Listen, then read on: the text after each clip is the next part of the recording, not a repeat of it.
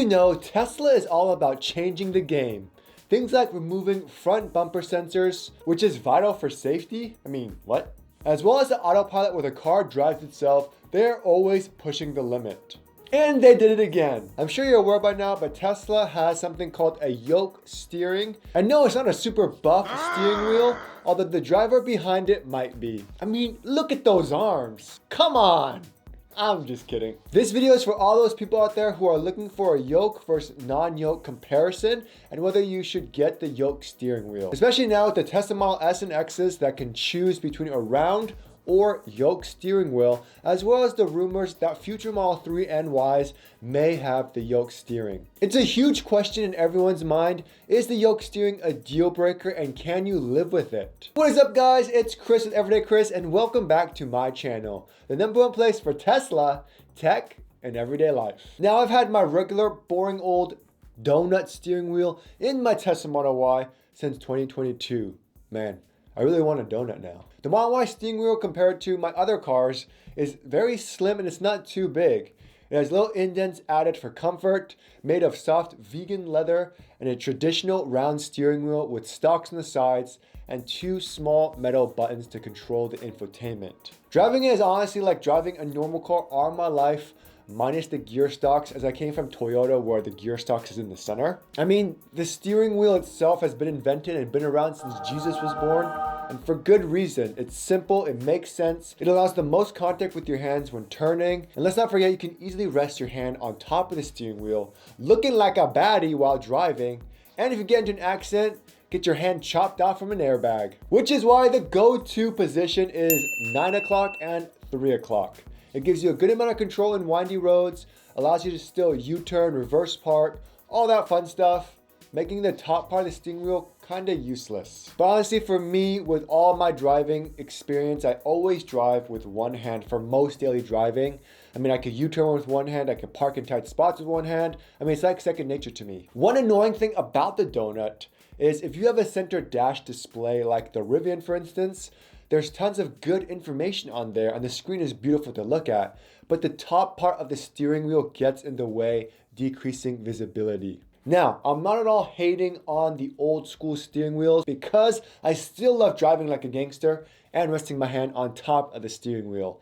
And it just makes so much sense. You have that leverage there to move the steering wheel easier. But overall, with the Model X display in front of me, I can see how a steering wheel can get in the way, which is why I got yokes, son. Now, real quick, I don't know why the media hates Tesla, but I mean, Lexus just released their new electric car, the Lexus RZ. And I mean, it looks sexy, yeah. The Lexus RZ also has a yoke, but I have to hand it to them. They designed it completely differently with something called steer-by-wire. So at low speeds, it changes the steering wheel ratio, making tight turns way easier. But anyways, when I first got the Model X on delivery day, it was exciting as this was the first time I ever drove a Tesla with a yoke steering wheel. However, a few months in, I found tips and tricks that makes driving the yoke easy and fun. You just have to get used to it for a day or so. Now, before I talk about the yoke, because there are 0 gear shifters on the wheel, in order to shift gears, you have to do it through the screen. You swipe up to go forward and down to go back, and you can press the park button to park. It doesn't seem that intuitive because in normal cars, you go up to reverse and you go down to drive. You also have a secret emergency gear button in the center console if let's say your screen resets or if you manually want to change gears as well. So let's talk looks. My neighbor who is a pilot told me it's the exact same when he's flying, so he's super excited to get his Cybertruck with the yoke steering wheel. The yoke is a very hefty U-shaped design with the bottom being straight, and a lot of people don't talk about this, but it has these indents at the top on each side, and that's going to be very important into certain driving situations, which I'll talk about later. You get touch but force haptic sensitive, which means it vibrates for left and right signal lights. There's little dividers that help you distinguish where the buttons are as well. You have the high beams, the horn, the wiper blades, and voice controls all on the wheel. I mean, imagine if they were all buttons, it would look horrible. So I'm really glad they went with this super clean looking touch sensitive button look. You have 2 plastic scroll wheels. I don't know why they made it plastic because the Model 3 and Model Y switched from plastic to metal because of the durability. But whatever. Now let's talk about the most important part. Can you get used to the yoke steering wheel? And what do you have to change about your daily driving habits? First off, comfort. With the yoke, as far as seat position goes, you can't lean that far back like you normally would, because unlike a donut steering wheel where you can rest your hand on top of the wheel, you can't do that with the yoke. Another thing is, for easy day-to-day driving, find a way to position your elbow on the center console so you can still hold the yoke steering wheel and rest your elbow on that center console. Also, because there's nothing on top, you need to adjust the yoke in a way that allows you to do a U-turn easily. So for me, I ended up putting my yoke a little lower than normal because if I made it too high, it made U-turns more difficult. Now again, most people have their hands on the 9 and 3 position, which this yoke steering wheel has. It's the safe and boring way to drive. Both hands on the wheel for maximum control. And daily driving is easy because you can easily place your hands on the lower straight part of the wheel. But with your hands on the 9 and 3, this is why a lot of people hate the yoke.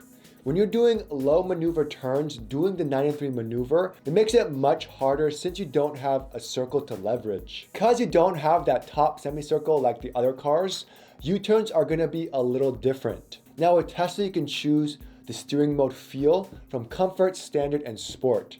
As you know, I love the sport on my Model Y as it provides great handling at higher speeds. And this is how most sports cars are. However, it does make the steering stiff. With the yoke, I found that the sport steering makes the steering too stiff to quickly perform tight maneuvers at low speeds. Which is why for the first time, I recommend putting your yoke in Toyota mode or comfort or standard mode. This makes driving those tight turns way easier and still possible with one hand. And because of the way it's shaped at higher speeds, I still don't feel like I'm losing control. So moving on to those tight maneuvers, when you are doing a U-turn, there are a few ways to do it. The first method I call is the Heisman method, where you use your palm at the bottom of the yoke to do your crazy turns. I like it because it allows me to still drive with one hand. And second is with the indents. I talked about earlier at the top, by placing your fingers, just one finger at top of the indent.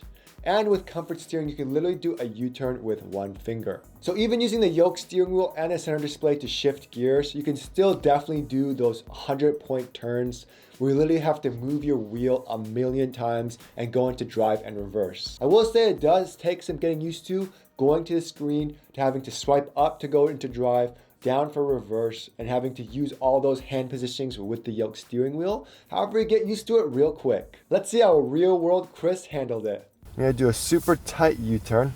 We're gonna do it with one hand first, which is the way I normally do it. So I'm gonna come here. I'm U-turning, so I'm using the Heisman method. One hand this way.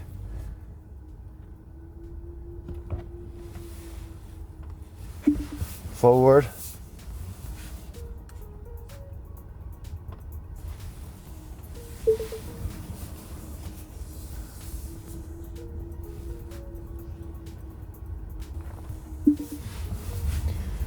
So I'm just pretending that I'm doing like a 100-point turn. So here we go. So still able to do it easily, no problem, with one hand. Okay, so now we're gonna try it with two hands. We're going back into our spot. And again, I'm always using this indent here. Two hands like normal people do, and see how much more difficult it is. I'm gonna try to do a turn this way. Again, it's not that annoying as much as what people say. Because you're kind of holding it in the right areas. The most annoying part is this. And if I need a signal light, let's say I'm trying to signal light a certain way, I'd have to realign myself and then signal light. And then do it that way. They give you notifications not only on here, but also it also shows on the screen there when you're on reverse or drive. So right there it says drive. I mean, it would be nice if they made it a different color so it shows up a little bit more, but yeah, most definitely easy to do. I think one of the hardest parts of the yoke is having to signal while the yoke is moving. And this is usually common if you're trying to turn or trying to save a spot while you're turning, or if you're in the middle of turning and you're trying to signal for some reason. Because there are no gear stalks that are stationary, the steering wheel buttons are always moving. So if the yoke is in a weird position, I gotta quickly find the arrows to turn But if it's upside down and reversed, it can get super confusing. So I honestly have no idea which way the arrows are pointing. The worst thing about the yoke has to be the horn, man. But I mean, it's the least intuitive and most annoying thing ever when I actually need to honk the horn. You have the biggest center Tesla area logo right there, which is the airbag, and it could have easily been a horn. So I don't know why they didn't do that. I don't plan on honking at people 24/7, but with these things, it should be second nature to avoid a potential accident. So if you guys do get the yoke steering wheel, you should take some time to practice where the horn is in all directions of the yoke. Because that's what's super annoying. You could be driving and touring and the horn button can be in a completely different direction than where you're used to. So you have to fiddle and find out where the horn button is. Overall, however, with practice, it becomes so much easier, and honestly, I can't go back to a regular steering wheel. I will say, however, going from yoke to no yoke, there is a huge difference.